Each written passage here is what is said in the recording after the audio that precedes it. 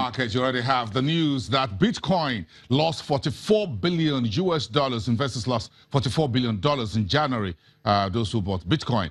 And that's about 30% decline within just the first 30 days of the new year. And according to Bloomberg reports, that's the highest decline in the value of any digital assets in history. That's just there on the side for you. We already have that on Twitter as well. Folks are looking at that. But that's not the story here. It's about blockchain. But why is this craze about crypto money against blockchain? So I try to understand the difference between the two. So last week, I got an opportunity to sit down with those who are experts in the world of cryptocurrencies and blockchain. I sat down with 4 experts at a panel at the Fintech 2.0, the conference held here in Lagos. And I sat down for about an hour listening to this and trying to ask questions from them and get the understanding that blockchain will be more valuable. In fact, we need it for finance and trade and change how we do governance in Nigeria and in Africa without essentially doing currency. Let's take a listen to my panel and share this with me. These folks, with the exception of Challenge here, so you come to this side. Those guys. Now we have Bitcoin asset managers. And I just want to put a phone call to the SEC and say, hey, do you recognize these guys? Are they legal? Are they legit? Okay.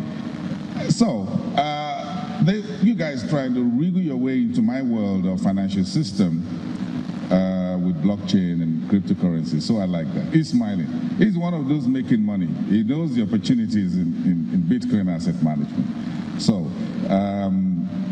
but let's start with you, Chalin. When we talk about the blockchain and what opportunities are there for what opportunities do you see in the blockchain conversation?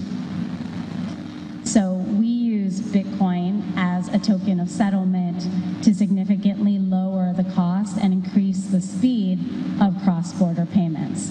So to answer your question, we see the opportunity of blockchain technology in the ability to increase efficiency in highly inefficient markets. So what we find is there's a huge dependency on the US dollar in emerging markets. You Nigerians know better than anyone else how the US dollar and the dependency on it creates disruption in business.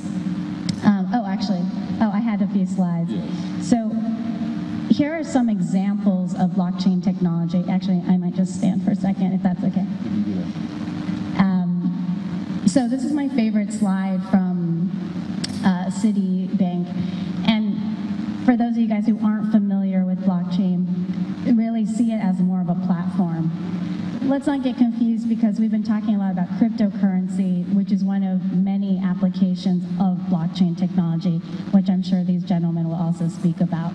But it can also be a platform for things like smart contracts, such as insurance, for identity tracking. It can be used for asset management, supply chain, even Internet of Things. So to really simplify what is traditionally known to be a complicated concept, blockchain technology is really a distributed, decentralized ledger where any form of data, whether financial or non-financial, can be stored and visible in an easily accessible way. And so essentially BitPesa is focused on using Bitcoin and cryptocurrency more as a token of settlement. So an example would be, if you're a Nigerian company and you need to pay a supplier in China or Dubai, instead of having to acquire US dollars, you send Naira to BitPesa's local Nigerian bank account. We send Bitcoin to our partner in China or Dubai, and they instantly disperse dirham or yuan into the supplier's bank account. And that kind of transaction can happen within minutes or hours, same day, at a fraction of the cost, about 75% cheaper. So I'd say that's the primary use case that we find for blockchain. I want to ask the gentleman, Lucky Owokwe, who's also or has a blockchain solutions operating from within Nigerian environment. And I'm not sure how long you've been in business, but at least what have you learned? What are the things that are emerging that you see using the blockchain solutions in an environment such as ours? Actually, when you talk about blockchain, especially in Nigeria, a lot of times we just limit our mindset to digital currency. Anytime you just mention blockchain, the next thing they just tell you is, oh, all those Bitcoin people. Blockchain have actually evolved much beyond cryptocurrency, like she earlier showed us in her slide. There are like 4 generations of the DLT. And blockchain is just one example of a distributed ledger technology. Today, we're at even the 4th generations, where we're talking about hash graph, gossip of gossip as an algorithm. I know a lot of us don't even know there is something called hash graph.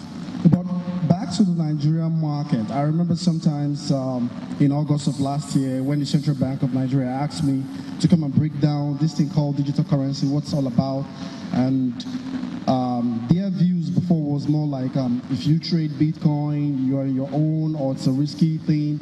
But today, after our meetings between August, I followed them across the 6 geopolitical zones in the country to give a lecture on it, and their view is now kind of neutral than classifying it as being illegal.